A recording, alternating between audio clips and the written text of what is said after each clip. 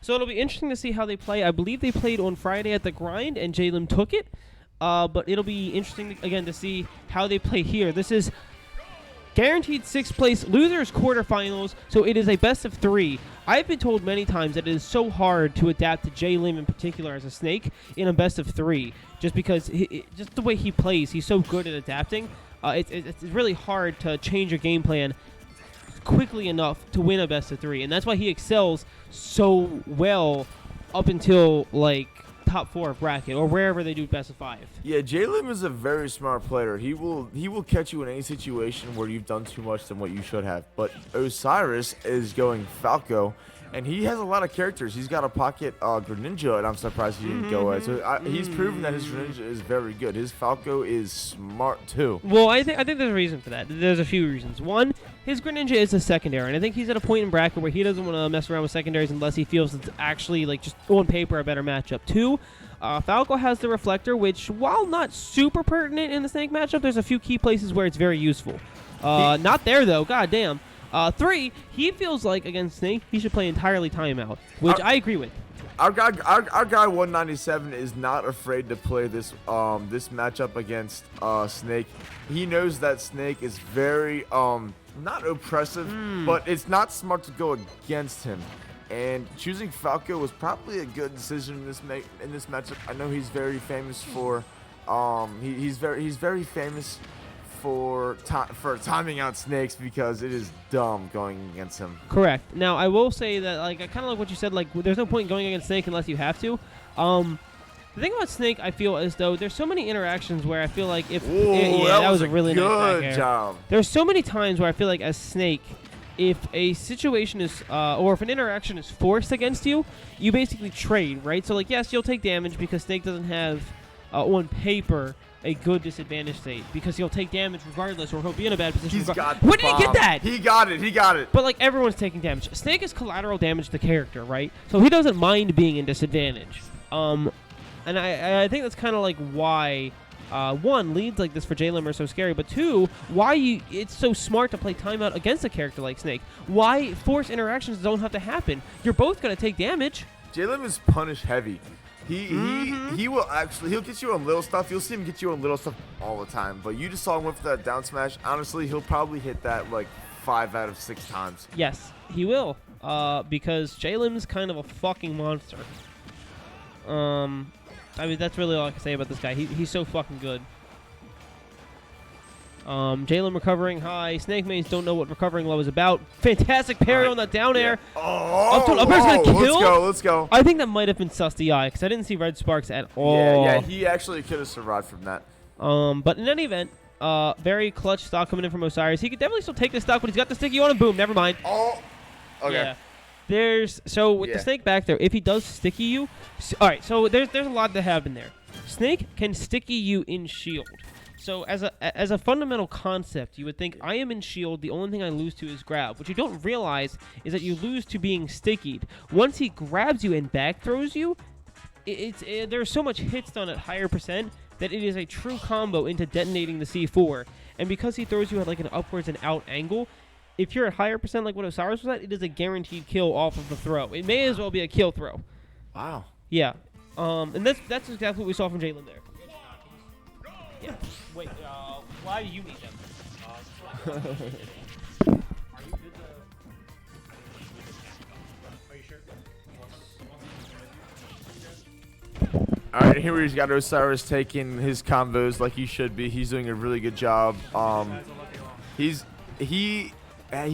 looks like he's practicing. It looks like he's practicing. The 0 to he's death. Really good at this. The 0 to death. And that's alright. So I will say one thing that Falco is super fucking good at is advantage state. And that is something that Osiris as a player himself is so good at. And that's why I think he just naturally gravitates towards a character like Falco.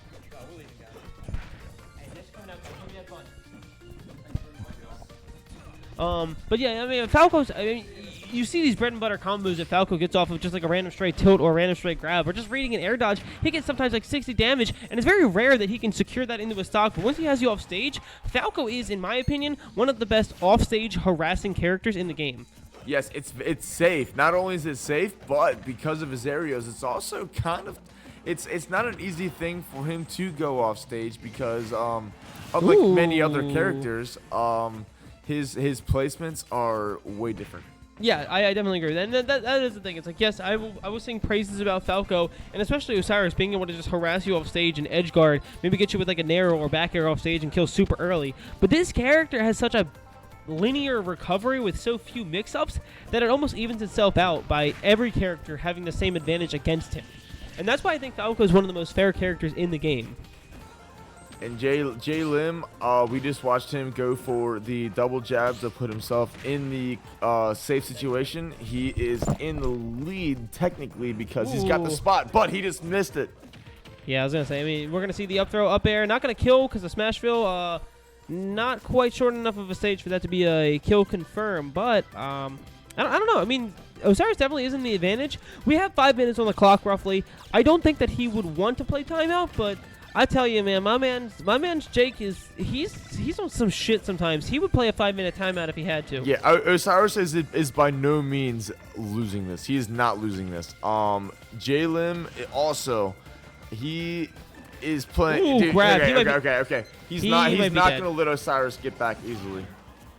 Okay, that was a really smart recovery on the Nikita. Up tilt, up air. No, Snake was able to jump out of it. Air dodge through the forward air as well. That is super clutch. I mean, I think the determining factor for if Osiris can win this game is if he can clutch the stock out before JLim does too much significant damage or takes the stock first. How are we going to see it? Boom. Dash away. Trying to bait something. Osiris went very heavy, but he went very heavy and did not let JLim do what he wanted to do. Ooh, forward air. He's going to die for that. Yeah. There comes a point where you're at 170% where you just have to accept, like, yeah, I'm going to go ahead and die to a straight hit, and that's fine. Osiris is playing very... Oh, wow. So, I wasn't going to say safe. He wasn't playing safe at all. No, he was wasn't. Totally going for everything he possibly could. He used a grounded normal to... I'm not going to say he did that to specifically grab the grenade, but he did grab the grenade as a result. Ooh, waiting for the air dodge, and because of that is what he lost his stock for. 86%, but as I've said, Snake is a character that is collateral damage incarnate. Damage almost doesn't even matter right now. No. Up throw back air, and again, 125%. If Osiris cannot secure the stock, he may as well be just as far behind as JLim looks on paper right now. He knows that for that recovery. Osiris should be taking some hits. There we go. There we go. All right, Osiris reading the roll in. JLim picking a pretty, honestly, bad defensive option. I'm not sure if it was buffered as a result of something else or what, but rolling in, I feel like there's like a cardinal sin of Smash, and rolling in is one of them.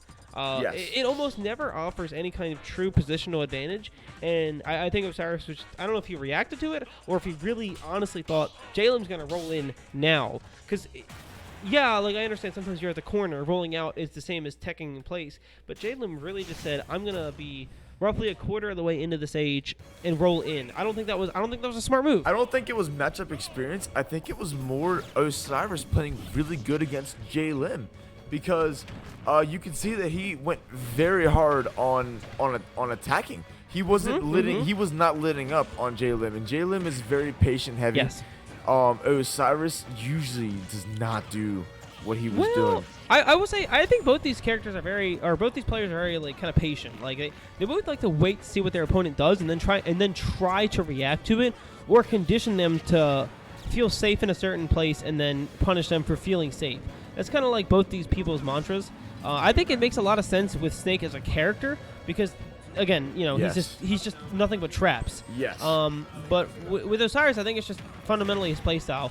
He didn't even have a grenade out, and JLim was able to read him after that. Like usually that's a setup when you have a grenade set out, but JLim knew what he was going to do either way.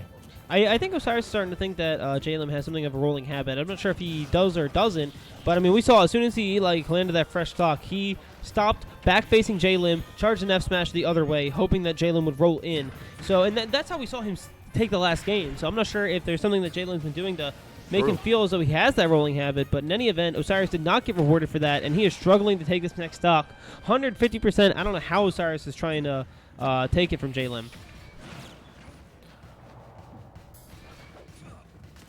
Ooh, trying to get that back here, not really going to work out. I would either. not call this a clear lead. Right now, Osiris has the advantage.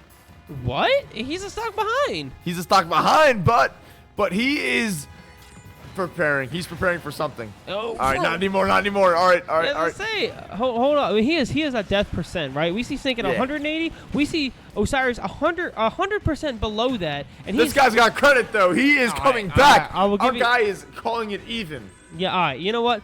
If Osiris can get one solid combo, which he's proven to be more than capable of many times in the tournament, I'll give him that. But I don't know. This is rough. Oh yeah. Osiris has no reason to be comfortable. And that's such a weird thing about the grenades too, because they kind of like they are lobbed. They go at that arch. Traditional reflectors kind of have trouble with it, right? Because like they fly at a weird angle.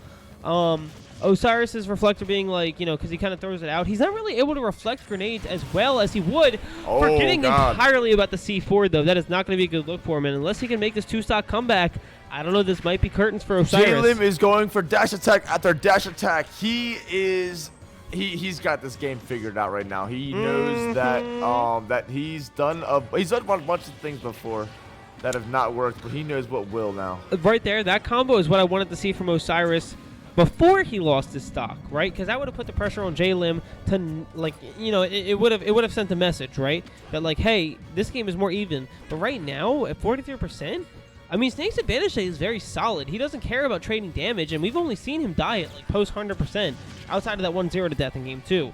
So like right now, JLim is in a fantastic spot. He is, at least on paper, nowhere close to losing this stock. He went for the detonator. It was reasonable that he went for that at the time. He doesn't have much room for conditioning at this point, but he is playing very good reaction. And I like that Osiris went for that Tomahawk F smash, but it did not pay out for him. And if anything, he's just taking way too much damage as a result. Dodging that grenade and dodging that C4 as well. Let's go, Osiris. Right. That was good. Again, this is the same position we saw him in the last stock, though. If he can get one combo, he can even this game up. But dash attack off stage, he's in a very, very bad position. And the fucking Nikita. JLim is not kidding. He knows the hitbox. He knows that you cannot avoid that at certain situations. That will